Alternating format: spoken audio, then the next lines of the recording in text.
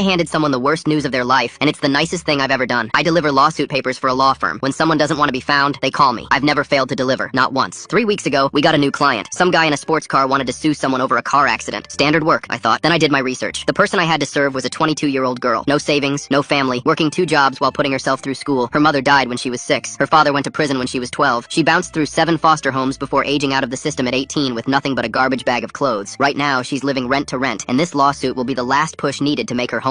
Every time life knocked her down, she got back up, and now some guy in a car worth more than most people's houses wanted to take whatever she had left. I pulled the police report and immediately saw red flags. It said the rich guy had been following her on a residential street, honking and yelling because she was riding her bike, and the firm's client swore she was in the way. When she ignored him, he sped ahead and cut her off. Her bike had no brakes, and she slammed into his car at full speed. He walked away with a dent in his bumper. She shattered her arm. Now he was suing her for damage to his car. The report clearly didn't have the full story. I hated this guy and everything he stood for. My job is great because I get to help ruin people like him. However, this time around things seemed to be going differently. The firm had already cashed his check, and I had a job to do. I dressed down for this one. Jeans, plain jacket, nothing fancy. The girl lived in a gated apartment complex with a broken intercom. I called her cell and said, "Hi, you have a delivery at the front." When she walked out, she was smiling. Not the polite kind you give a stranger, a real smile, like she was genuinely happy to see a random person on a Tuesday afternoon. I told her I wasn't really a delivery guy and broke the news as to why I was actually there. Her face fell. She didn't yell, didn't cry, just stood there nodding slowly like she'd been expecting life to punch her again eventually. Then the words started spilling out. She explained how the night of the accident, she was riding home from her night shift when the rich guy pulled up beside her. He rolled down his window and catcalled her. He said things she didn't want to repeat to me. She explained she kept her eyes forward and pedaled faster to get away from him, but he gunned his engine and cut her off so fast she couldn't stop. "My arm still doesn't bend the way it used to," she said quietly, showing me the scar running from her elbow to her wrist. It made me flinch. She noticed and said, "I had to drop one of my jobs because I can't lift things anymore." She held out her hand to take the papers from me, still polite, still composed, like she'd learned a long time ago that the world wasn't fair and fighting it only made things worse. I handed them over. "Don't worry about this too much," I said. The words felt hollow, but I meant them. I sat in my car for 10 minutes after, staring at the steering wheel. Then I started driving. 40 minutes later, I walked into my boss's office and closed the door. I sat down and told her everything. The girl's story, the accident, what he really did to her. My boss leaned back in her chair. "This isn't the first time," she said quietly. My stomach dropped. "What do you mean? He's done this before. 3 other people in the last 5 years. Same pattern every time. Harasses someone, causes an accident, then sues them for damages. They can't afford lawyers, so insurance pays him out." I stared at her. "You knew this when we took his money?" She met my eyes. "The firm needed the client. I didn't have a choice." She paused. "But that doesn't mean I stopped paying attention." She opened her desk drawer, pulled out a business card, and slid it across the desk without another word. I picked it up. "A lawyer's name. Someone outside our firm." "I can't officially do anything," she said carefully. "But if someone happened to call that number and explain the situation, I imagine they'd find it very interesting." I looked at her and smiled. I called that other lawyer the same afternoon and offered to pay for all the fees, as long as they tell the girl it's pro bono. They got in contact with the girl and helped her file her own lawsuit. When it finally went in front of a judge, she won $500,000. As for the rich guy, his insurance dropped him once an anonymous tip came in regarding the pattern of his accidents. He had to pay the girl out of pocket.